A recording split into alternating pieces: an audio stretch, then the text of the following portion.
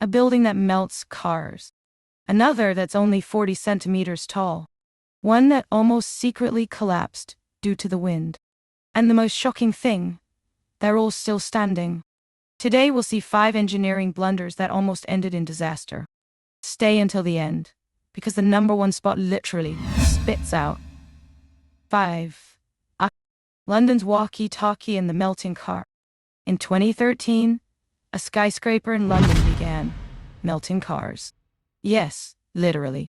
The building at 20 Fenchurch Street, known as the walkie-talkie, has a glass facade that curves outward.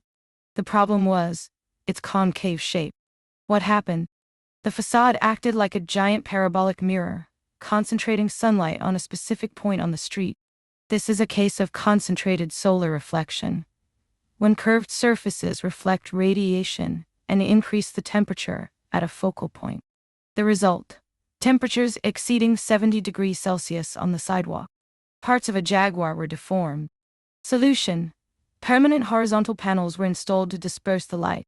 A design flaw that cost millions. And a lot of public embarrassment.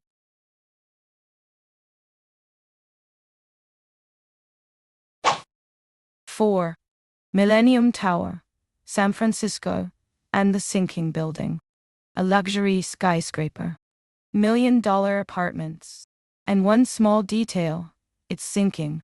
Since its inauguration in 2009, the Millennium Tower has sunk more than 40 centimeters and is now leaning. Why did this happen? Here's where a key engineering concept comes in: deep foundations. When the surface soil is weak or compressible, piles are used to transfer the building's loads to stronger strata. The problem is that this building didn't anchor its piles down to bedrock. It rested on layers of compressible soil. Over time, the soil consolidated under the weight of the building. The result: differential settlement. Reinforcement with additional piles down to bedrock is currently underway. One clear lesson: a geotechnical study is not optional.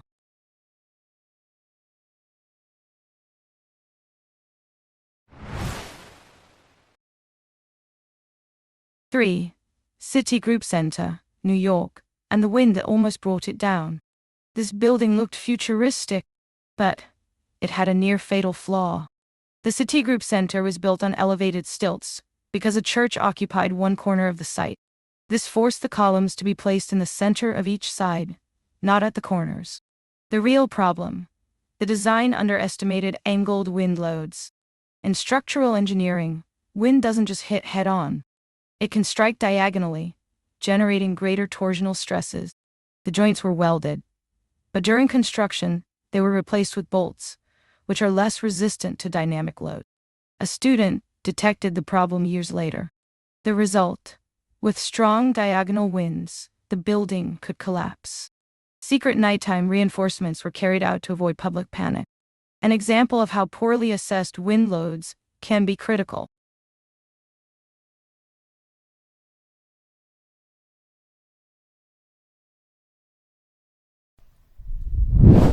2. Hotel Vdara and the Death Ray. In Las Vegas, everything glitters.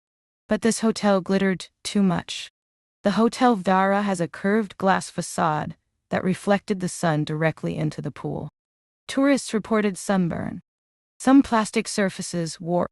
Again, concentrated solar reflection. When curved surfaces reflect sunlight at specific angles, a localized increase in heat energy occurs. The solution was to install sunshades and special films on the glass. Physics doesn't forgive, not even in the desert. 1. Beetham Tower, Manchester, and the Singing Building. This skyscraper didn't fall down, but it nearly drove its inhabitants mad. On windy days, the building emitted a constant hum, a deep, penetrating sound. What happened? Here's where a fascinating concept comes in: resonance.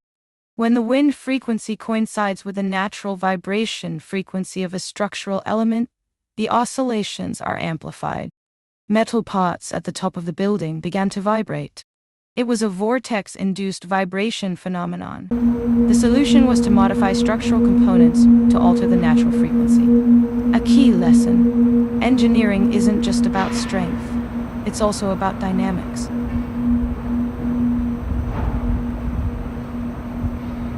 These buildings still stand, but they all share one thing: engineering isn't perfect. It's a constant learning process. As a civil engineering student, one thing is clear: it's not enough for a building to be beautiful. It must interact with the ground, the wind, the sun, and physics. Because when it doesn't, nature always exacts its price.